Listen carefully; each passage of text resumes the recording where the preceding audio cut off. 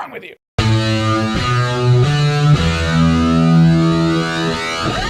Suburbicon. So Suburbicon is a 1950s, I believe it's the 50s, 50s or 60s, I'm gonna say 50s. Dark comedy, it's very suburban, very American Dream, Stepford Wives. I mean, like in atmosphere and tone. It's this idealistic version of the American Dream for some people, less so for people more tan than me. Long story short, these guys who are apparently mobsters of some sort are in Matt Damon's house. His wife dies. After that, there's a bit of a mystery element to it. There's also a comedy element to it. Oh, and a racial commentary? A social piece somewhere woven into this movie? All of it tries to be a thing. None of it really works. The movie's directed by George Clooney, which if you look at George Clooney's track record in directing, not exactly batting 1,000, just saying. It's written by the Coen brothers and George Clooney. It has like 4 writing credits in this thing, which it looks like. It looks like 4 different people have their thing that they wanted to be a movie and just got crushed into one. It's like, here you go. Make a movie out of that. Tonally uneven, doesn't always work together, whatever. Funny thing is, if someone tells you the plot of this movie, if I were to tell you the plot of this movie in about 30 seconds, spoilers and all, be a pretty good idea. You'd be like, it sounds like it'd be a good movie. So that's me not knocking the idea. This movie is a good idea. Such is the case with 9 out of 10 shitty movies. It's all about execution, man. That's where it fails. It was a mystery, a comedy, a dark comedy, which is fine to have dark comedy. The Coen brothers are no strangers to that, but it has to mix. It has to work. You can't have the comedy override the moments of drama. There were a couple parts in this movie where something happened, the audience was laughing. I was left there going,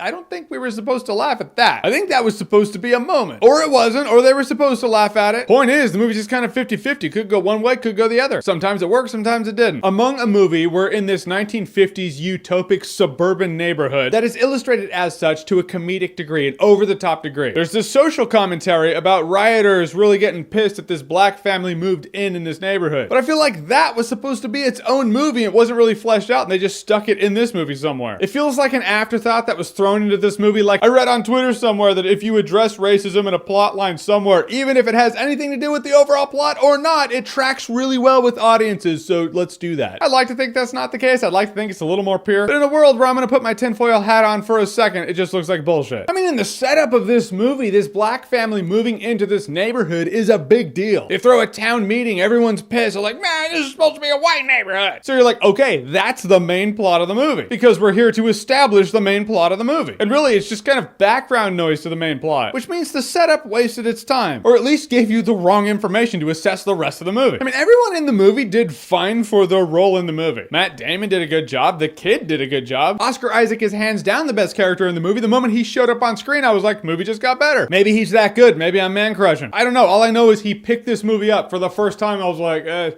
all right, something's happening. Woke me right up. Really, this movie's the mantra of most movies I've reviewed lately. Couple of exceptions aside, the word I generally use to describe movies, at least lately, is boring. This movie was boring. In the end, the movie was a good concept. I like the exaggerated tone. If they stuck with it, if they committed, if they made it a comedy that worked or a dark comedy that mixed, in the end, it's a muddled wreck that really just gives you mixed signals. It's about 3 movies wrapped into one. When the movie ended, I was like, I just wasted my time. And I'm not going to remember Suburbicon in T-1 day. Yep, already forgot. All right, guys, so Suburbicon, have you seen it? What did you think about it? Whatever you thought, comment below, let me know. And as always, if you like what you've seen here and you want to see more, click right here to see more.